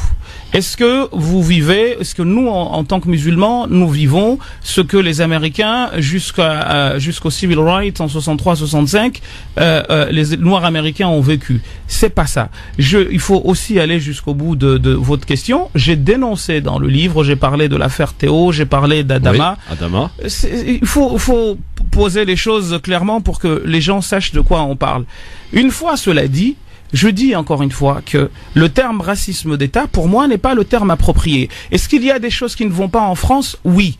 Est-ce qu'il y a des choses qui posent problème? Oui. Est-ce qu'il y a des gens qui sont racistes en France? Oui, bien entendu. Mais le terme racisme d'État c'est pas le bon terme. Et il y a des gens qui veulent que nous ne parlions pas d'islamophobie, je l'ai entendu, et j'ai pas besoin encore une fois de dire les positions que je tiens vis-à-vis d'un certain nombre de personnes, mais des gens qui veulent que nous ne parlions pas d'islamophobie, soi-disant parce que ce serait un terme inventé par je ne sais qui, alors que par ailleurs on sait que c'est un terme qui est vieux aujourd'hui de plus de 100 ans. Là n'est pas la question. Moi je veux encore une fois appeler à la raison. Dépassionnons les choses. Ayons une parole de pondération et de modération. Ce pays-là, à l'heure où je vous parle, cher Christophe, les tensions sont si vives qu'en fait, on nous dirige droit vers un conflit dont personne ne sortira gagnant. Et le livre, comme mes prises d'opposition, j'essaye de les inscrire dans un appel à la modération, à la pondération. Sachons raison garder. Les choses qui sont pas bonnes, dénonçons-les, mais avec la retenue nécessaire, ne pas souffler sur des braises qui vont bien entendu prendre et en prenant vont faire davantage que la situation aille mal. Ouais. Christophe, en France, en dépit de ce qu'on peut dire, il y a des choses qui sont positives et qui sont nombreuses. Moi, ce qui m'embête dans tout ça, c'est que et ça, c'est notre côté français. On parle jamais des trains qui arrivent à l'heure à plus de 90%, mais en fait, je sais pas, alors que le musulman n'est pas comme ça. Le musulman, il est mutafa'il. Il est toujours dans la positive attitude, comme dirait Raffarin. On essaye de voir les choses. Le bien, on essaye de le voir. Vous savez, il y a un proverbe arabe qui dit que vous avez deux personnes. Il y a une personne qui va voir le fruit qui pousse sur une épine et une personne qui va voir l'épine dans le fruit. Moi, j'appelle pas du tout à la naïveté ou à je ne sais quoi. Ces choses-là, je les ai écrites dans les livres, mais j'appelle à plus de retenue quand on utilise des termes pareils. J'aimerais bien vous croire par rapport à ce que vous avez soulevé, oui. Mais quand on regarde la télé actuellement, quand on regarde tout ce qui se passe au quotidien, parce que même quand on parle de terrorisme, on parle plus de terrorisme, on parle d'islamistes. Donc on a toujours le mot islam qui ressort au quotidien. Faut se mettre à la place aussi des gens de confession musulmane qui en ont ras-le-bol de toute cette médiatisation, on va dire, discriminatoire. Et effectivement, toutes ces questions, nous on se les pose et on se dit concrètement qui. Parce que Tariq Ramadan aujourd'hui, si ça a frustré, on peut dire ce qu'on veut, mais ça a frustré énormément de musulmans parce que c'était quand même, surtout. Bien sûr, et l'affaire Manel, parce que c'est des personnes quand même qui ont apporté, surtout Tariq Ramadan, c'est quelqu'un qui a apporté quand même on va dire un regard différent. Quand je dis différent, quand on le voyait à la télé face à des hommes politiques et tout le monde n'arrivait pas à le contrer politiquement. Donc voilà, je pense que c'était quelqu'un qui a apporté énormément d'arguments. Et pour nous, effectivement, aujourd'hui, on se trouve dans une frustration, on va dire médiatique, parce que faut se le dire. Quand on regardait, on écoutait RMC. D'ailleurs, quand vous étiez invité, c'était les questions qu'on vous posait. La première question, est-ce qu'on peut non, le Tariq Ramadan est arrivé après. Oui, la première question, c'est est-ce qu'on peut être une bonne musulmane et ne pas porter le voile? Ça a été la première question.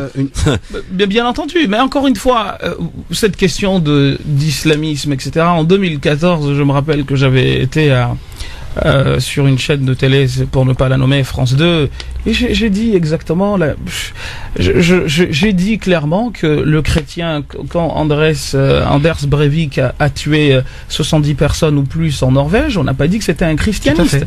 Mais, je veux dire, vous savez, la notion d'éducation, éduquer, c'est persévérer. C'est pas répéter une chose et s'arrêter là. Si tu éduques ton enfant ou tu veux que les choses changent tout en disant je l'ai dit une fois, je m'arrête. Non, il faut savoir s'inscrire dans la durée.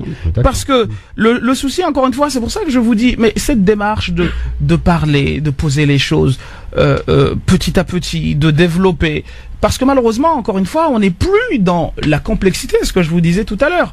On veut mettre des gens dans des cases. Sauf que vous, aujourd'hui, vous êtes assis là, mais vous êtes père, vous êtes fils, vous êtes militant associatif, vous êtes étudiant, vous êtes professeur. Vous avez plusieurs casquettes. Vous comprenez? Mais aujourd'hui, on veut, je l'ai dit dans le livre, avoir l'homo musulmanus. Je veux dire, ces choses-là, il faut travailler à les déconstruire. Et pour cela, il faut prendre le temps, aller, raisonner. en fait, il y a plusieurs manières de faire, pour être honnête avec vous, et chacun choisit la manière qu'il estime être la bonne. Moi, ce que je fais, je pense être bien, mais je peux me tromper, et je ne cherche surtout pas à faire de moi un modèle. Et puis, si cher Christophe, vous me permettez, il faut comprendre une chose. Je ne me veux pas le représentant des musulmans. Ah, non, très bien. Vous répondez à la question que beaucoup, d'ailleurs, beaucoup de gens disent, oui, Bajrafil veut être le représentant des musulmans. Alors là, ça ne m'a jamais traversé l'esprit, et même si on me donnait 1 milliard d'euros, je ne serais pas le représentant des musulmans de France, ni de personne. D'ailleurs, mon combat, c'est que tout un chacun réfléchisse à sa place. Ouais. Parce que le jour du jugement, vous ne répondrez pas de ce que je fais, mais vous répondrez, c'est tout mon travail depuis que j'enseigne. Il repose là-dessus. Même pas l'imam Malik, il va te dire, je ne te connais pas. Ton père et ta mère te renieront. Alors, il faut que on comprenne qu'on n'a pas besoin d'un homme providentiel. Ça, malheureusement, c'est loin d'être gagné. On cherche quelqu'un, lui, c'est notre représentant. Alors, il y a des gens qui vont vous dire, oui, Mohamed, il faut que tu sois... Je suis le représentant de personne, j'espère me représenter moi-même.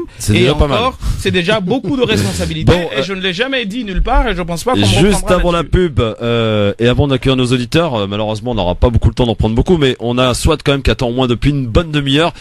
Swat, vous avez à peine 1 minute, s'il vous plaît. Faites vite par rapport à ce que vous avez entendu. Vous souhaitez réagir par rapport à Mohamed Bajrafil et son calme. J'adore. Salam alaikum à tous. J'écoute avec beaucoup de respect, et franchement, puisse Allah vous récompenser, Inch'Allah. Oui, juste une petite question, cher professeur Mohamed Bajrafil. Excusez-moi, je suis un petit peu émue. Vous arrive-t-il de vous fâcher? Dites-nous votre recette, ce calme que vous... Alors voilà une question qui est intéressante. Merci beaucoup, Swad. Est-ce que Bajrafil se fâche de temps en temps? Oui, je me fâche, bien sûr. J'essaye de ne pas me fâcher, parce qu'on nous a dit de ne jamais le faire. Enfin, en tout cas, le prophète nous a conseillé de ne jamais nous fâcher et de toujours garder son calme.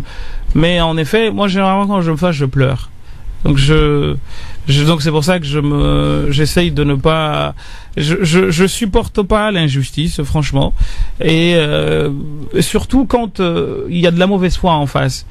Je veux bien qu'on discute. Je suis vraiment quelqu'un de très ouvert, et encore une fois, les insultes me passent par-dessus la tête. Wallah al-azim, vous savez, il y a un hadith du prophète d'un compagnon qui s'appelait Abu Damdam.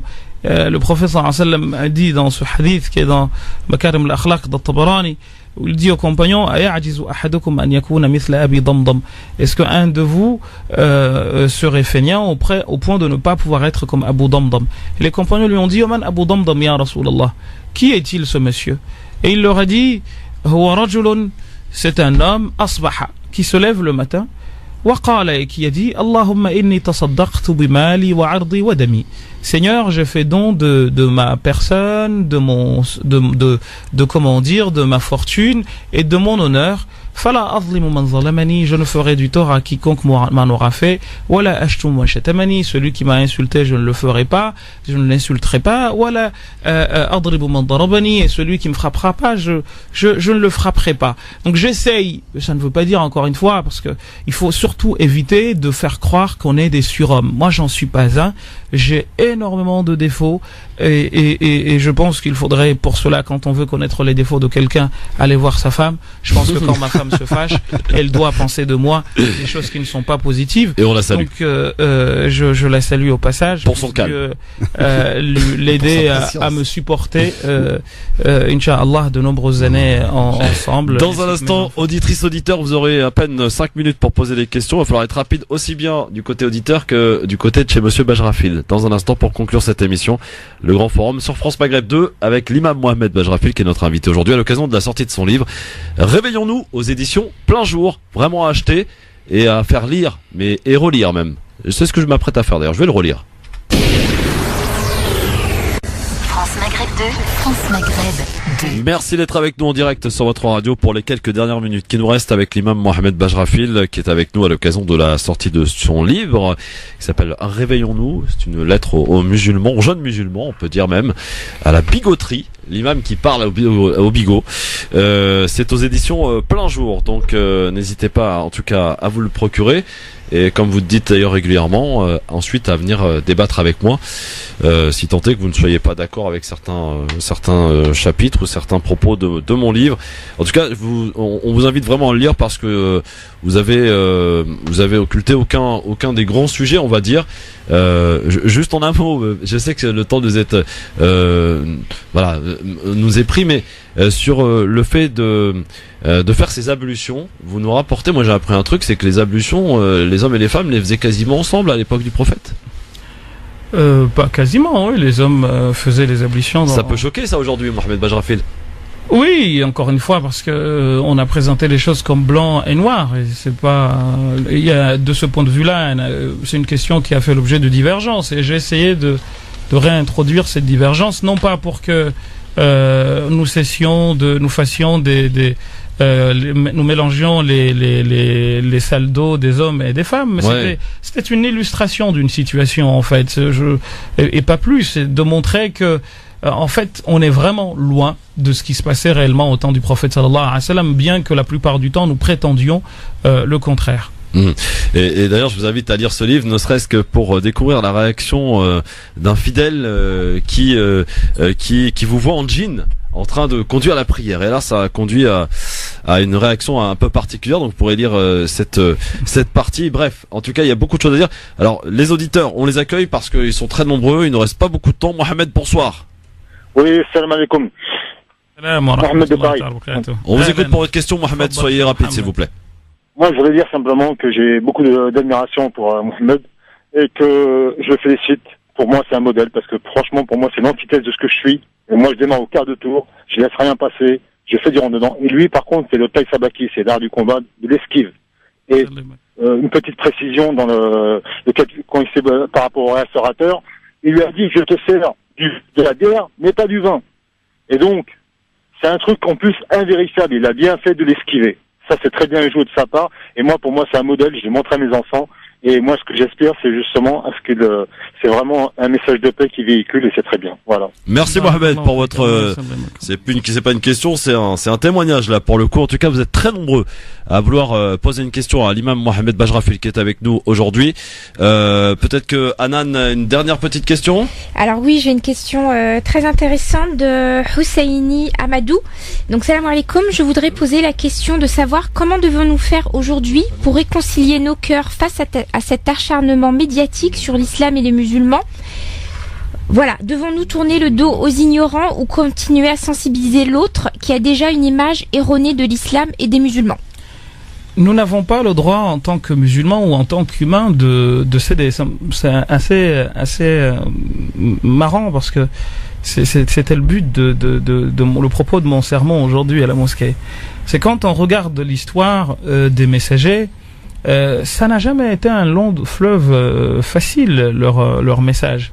Dans le Coran, on trouve des récits de Nuh alayhi salam qui appellent les siens 950 ans. Vous avez un message qui est révélé et qui dure 23 ans, celui du prophète sallallahu alayhi wa sallam. Bref, c'est pas quelque chose de facile où tu dis les gens, oui, suivez-moi, ils me suivent. Non, c'est quelque chose tu construis sur le long terme. Aujourd'hui, ce que tu dis peut être compris ou ne pas être compris et c'est pas pour autant que tu dois abandonner ton travail.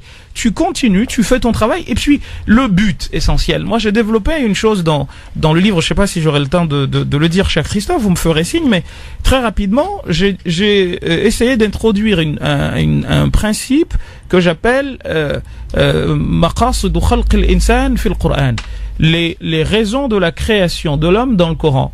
Et je suis arrivé au résultat suivant. Pour moi, je peux me tromper encore une fois, l'homme a été créé pour 5 objectifs.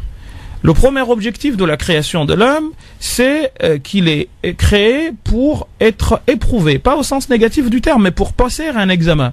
Et beaucoup de versets du Coran le disent, liyabluwakum ayyukum ahsanu amala, pour voir lequel parmi vous œuvre dans le meilleur chemin.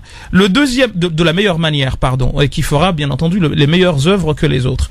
Deuxième raison, l'homme a été créé pour connaître son semblable. يا أيها الناس إنا خلقناكم من ذكر وأنثى وجعلناكم شعوبا وقبائل لتعارفوا. C'est pas لتحاربوا أو تتقاتلوا, c'est pas pour que vous vous entretuiez, c'est pas pour que vous vous détestiez, quelles que soient vos divergences, quelles que soient vos différences, mais plutôt pour que vous fassiez mutuellement connaissance. Donc ça, c'est aussi un objectif parmi les objectifs pour lesquels l'homme a été créé.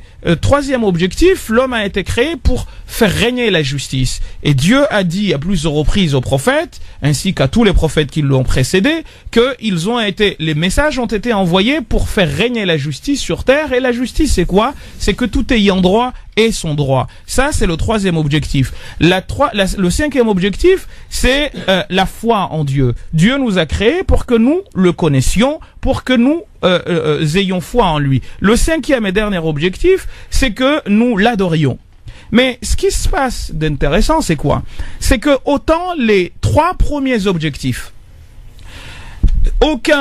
aucune vie sur terre n'est possible sans eux, autrement la vie se vit difficilement, autant les deux derniers, Dieu, dans le Coran, nous apprend qu'il a laissé le choix à l'homme de croire ou de ne pas croire, d'appliquer ou de ne pas appliquer. Tu ne peux pas, quelle que soit la situation, quelle que soit la période à laquelle tu te mettras, au toi humain, tu seras éprouvé. Dans le bien comme dans le mal. Enfin, Christophe est en train de me faire signe, mais de la même manière, tu ne peux pas vivre tout seul. Tu dois constamment être à la rencontre de l'autre, ne serait-ce que pour savoir qui tu es. Tu ne peux pas non plus vivre dans une injustice. Vous savez, Ibn Taymiyyah, il lui est prêté cette phrase dans laquelle il dit que la justice, la vie est possible avec la justice même en étant mécréant, alors qu'elle n'est pas possible avec l'injustice même en étant croyant. C'est-à-dire que là, on voit des fondements qui sont là, qui sont posés. Par rapport à l'adoration, Dieu, à la fois même, Dieu dit dans Surat Al-Kahf et dans d'autres versets, dis-leur, la vérité émane de votre Seigneur. Celui qui veut croire, qu'il croit. Et celui qui n'en a pas envie, qu'il le fasse. Alors je sais, je le précise tout de suite, il y a certains qui sont animés par je ne sais quel esprit, parce que des fois je m'assois, je me dis mais ils sont malades, qui te disent que non, c'est des versets qui ont été abrogés. Mais en gros, vous voulez dire que l'islam encourage l'hypocrisie, parce que si je force quelqu'un à être musulman, c'est que j'en fais un hypocrite. Or, Ibn Taymiyyah le dit dans une épître qui lui est prêtée, qui s'appelle Risalatun fil Qital al-Kuffar, le combat justement, comment dire là, une épître concernant le combat. Alors je sais qu'il y en a qui disent que c'est de lui ou pas, mais il y a des preuves dans d'autres livres à lui qui montrent que le livre, ou en tout cas ce qui est dit, c'est bien de lui, où il dit que justement là, ikraha fid din, il n'existe aucune contrainte en religion. Il dit ce verset n'a pas été abrogé, bien que certains aujourd'hui voudraient nous dire le contraire. Bon, eh bien, désolé pour les auditrices, en particulier Linda qui attendait, mais on a vraiment plus le temps. En tout cas, merci beaucoup Mohamed Bajrafil d'être venu répondre à nos questions, qui n'ont pas été des plus faciles, hein, quand même aujourd'hui. Mais on a quand même profité, j'allais dire, de votre présence pour se faire l'écho de ce que l'on a pu voir, lire aussi sur vous, et c'était l'occasion peut-être que vous aviez ici même de vous expliquer. Il y a encore du travail, hein, c'est vrai, pour que effectivement n'y ait pas, j'allais dire, consensus autour de vos propos, mais en tout cas qu'il y ait un peu plus de calme autour de ce que vous pouvez parfois dénoncer et de certains comportements de ce que vous faites dans le livre, notamment à propos des bigots. Le livre s'appelle Réveillons-nous, c'est aux éditions Plein Jour. Merci beaucoup Mohamed Bajrafil et à très bientôt sur France Maghreb 2. Sans nul doute, on vous verra très rapidement en tout cas. Merci Anan Zawani. Merci Nasser Lajili. Merci à tous et toutes. Bon week-end. On prend quelques jours de vacances pour ce qui est du GLGF. On sera de retour le 5 mars. En attendant, vous profiterez évidemment de réécouter les meilleurs moments du LGF dans un best-of tous les jours entre 16h et 18h. Merci à tous. 18h02, pardon pour le retard. Marine Garel pour le flash de 18h.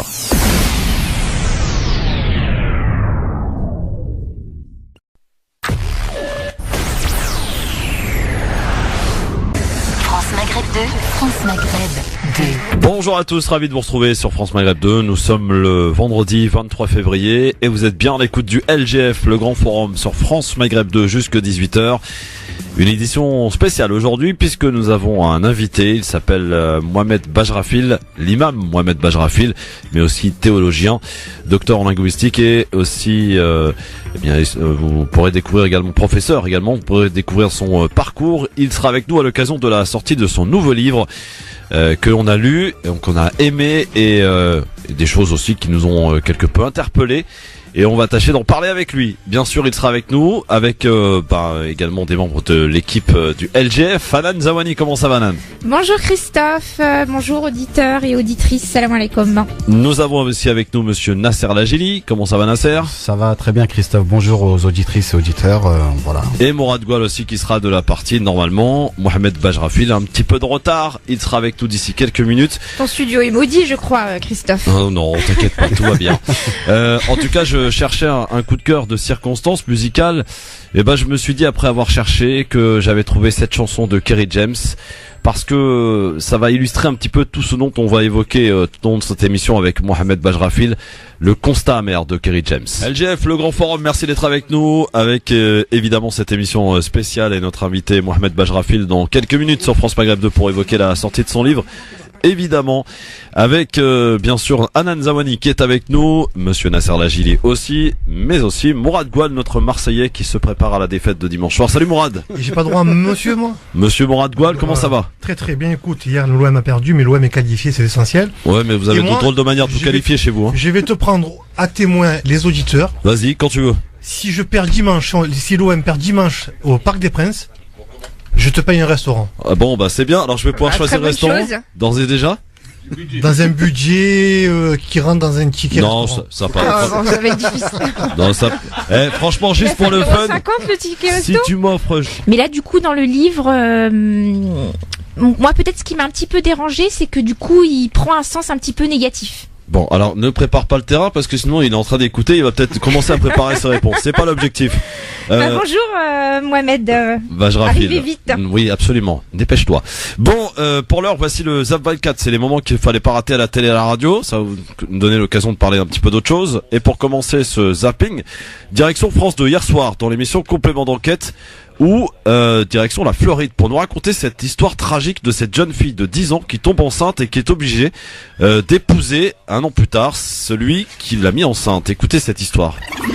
Il y aura aussi le beau-père et pour finir, le diacre de la paroisse qui va mettre Cherry enceinte. Elle a 9 ans.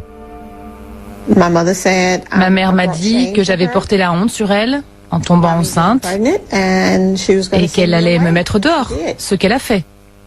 Le pasteur lui a dit que la meilleure chose pour moi, c'était d'épouser le diacre qui m'avait mise enceinte.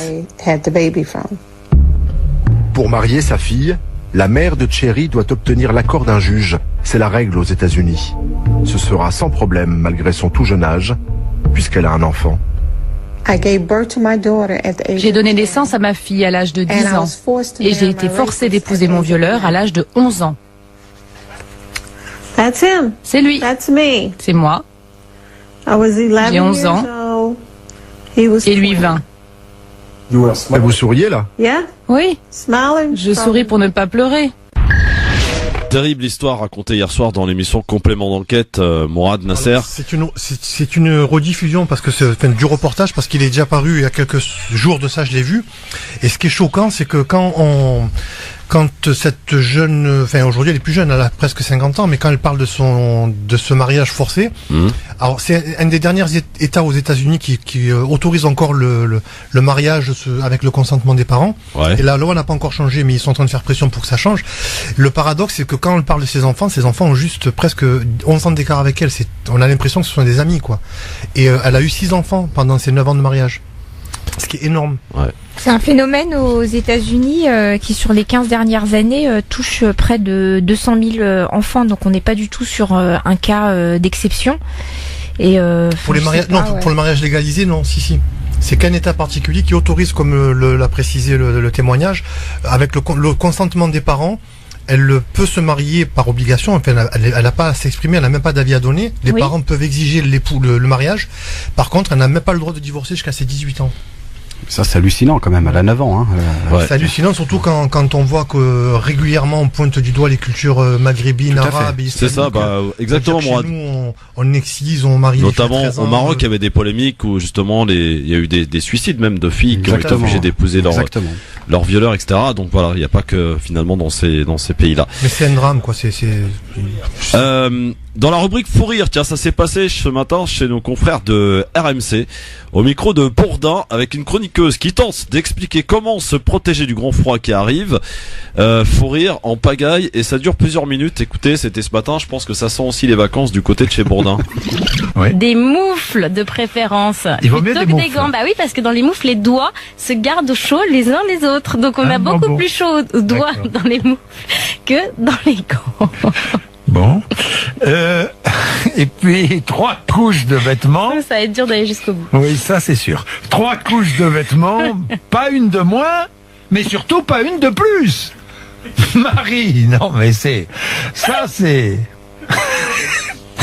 Oui. Bon. Jean-Jacques est très impliqué en tout cas. Très concerné. Non mais allez, s'il vous plaît, aidez-moi un peu. Bon, donc, il faut vraiment perdre le réflexe d'enfiler des couches et des couches. Bon. Parce que si on met ça, je vais y arriver. Bon, d'accord. Aidez-moi. Non, parce que. Non, mais l'idée c'est d'arrêter d'enfiler des couches et des couches comme on a l'habitude. Non, il faut bien choisir ses vêtements. La base c'est de choisir des soupules thermiques qui sont ajustées près du corps, mais qui vous servent pas trop non plus. On peut y arriver. Oh là là, c'est terrible. Donc pas trop de couches. Non, pas trop de couches. Faut bien choisir la première couche et ensuite une bonne couche intermédiaire et puis on termine avec la dernière couche, c'est ça? Non, c'est ça, Marie. Bon. Et puis dans tous les cas, on évite surtout des vêtements en coton. Non, c'est vrai, c'est pas bon le coton quand il fait froid. Ça empêche de respirer, de transpirer. Et donc, si la poêle est humide, et ben vous avez un rhume après. On a un rhume après, oui. Ça, c'est mauvais le coton. Vous saviez ça, Charles? Vous saviez Ah non, j'ai appris plein de choses là sur les couches, les cotons et tout. Non, d'accord. Je suis prêt pour lundi. Là. Non, soyons sérieux. Non, dernier conseil pour les chaussures. Oui, les chaussures, on les choisit pas trop humides, parce que sinon, si c'est trop serré, ça comprime le pied. Trop humide, c'est ça. Bon, avec les On fait tous l'erreur de choisir des chaussures humides, c'est vrai. Franchement, c'est chiant parce que c'était super intéressant. J'avais plein de trucs à dire et du coup, personne ne saura comment se protéger du froid à cause de vous. Voilà, ça a duré plusieurs minutes, vous avez compris ce matin. Alors c'est vrai que c'est terrible pour quand c'est du direct comme ça, il y a le stress, etc. Et puis quand on est pris d'un fou rire, ça fait pas de mal, écoute. Oui, voilà, ça fait du bien. On a bien rigolé sur le studio, c'est pas mal. Et d'ailleurs, ça ramène à cette fameuse vidéo avec l'espagnol qui est tous édenté, et que là, on connaîtra jamais la version initiale de cette vidéo parce qu'elle a été traduite dans tellement de langues, on lui a tellement attribué de propos. Il s'appelle comment? Tout le monde la connaît cette vidéo avec il a pas de dents devant, il rigole, il tape sur la table. Alors il y en a qui racontent. Si, elle est connue. Attends, je vais la retrouver, tu vois. Bon, bref. Je vais la retrouver, tu vois. Et donc voilà, donc c'est terrible parce que effectivement ça arrive comme ça en plein direct et on n'arrive plus à se contrôler et en plus vous savez que c'est communicatif. Dès qu'il y en a un qui rit, tout le monde qui rigole derrière. Et puis il y a aussi ce petit jeu de déstabilisation de la part de peut-être de Bourdin ou d'un membre de son équipe qui essaie de faire des gestes un petit peu bizarres et puis alors c'est peut-être ça parce que du coup je me posais la question, est-ce que ça venait du fait à mon avis ça a dû démarrer en pas très catholique. Juste alors je corrige, ticket restaurant tranche cadre supérieur, c'est-à-dire on est près de 18 €. Ah d'accord, c'est déjà mieux. Mourad, écoute, prépare ton ticket, tu peux le sortir maintenant. Mais bon, les paris sont lancés. Bonjour aux auditeurs. Tu vas attirer tous les Marseillais là. Bon, alors, avant de recevoir notre ami Bajrafil, il va falloir être sage, parce que c'est quelqu'un de sage, Bajrafil quand même. Tout à l'heure, Mourad, Nasser et Hernan qui sont avec nous aujourd'hui. On va parler de son livre dans un instant, bien sûr. Alors, je vais expliquer juste aux auditrices et aux auditeurs comment ça va se passer. On aura un entretien avec Mohamed Bajrafil parce qu'on a des questions à lui poser, beaucoup de questions.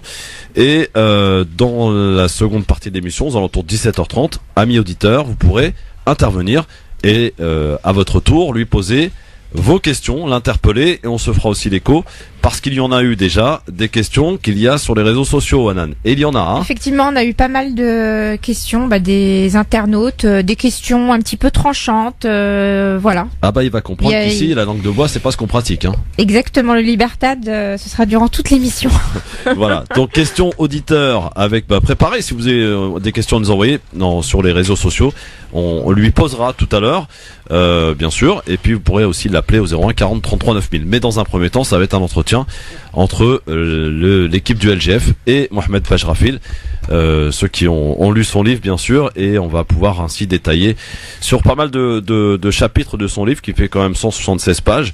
Alors juste pour parler du livre, Christophe, oui, c'est un livre qui se lit très bien en 3 heures. Donc quand on y plonge la tête et l'esprit, on a du mal à en sortir. C'est une approche plutôt qui vise à unifier, pacifique, avec quelques points sur la sociopolitique, mais très peu. Donc plutôt des points de théologie, mais par contre qui sont argumentés et sourcés. Et le mot phare qui revient durant tout le livre, c'est le mot bigot et bigoterie. Donc en tout cas, moi, ma première question sera de lui poser quelle est sa définition du mot bigot. Bigot, c'est quelqu'un qui a beaucoup de dévotion.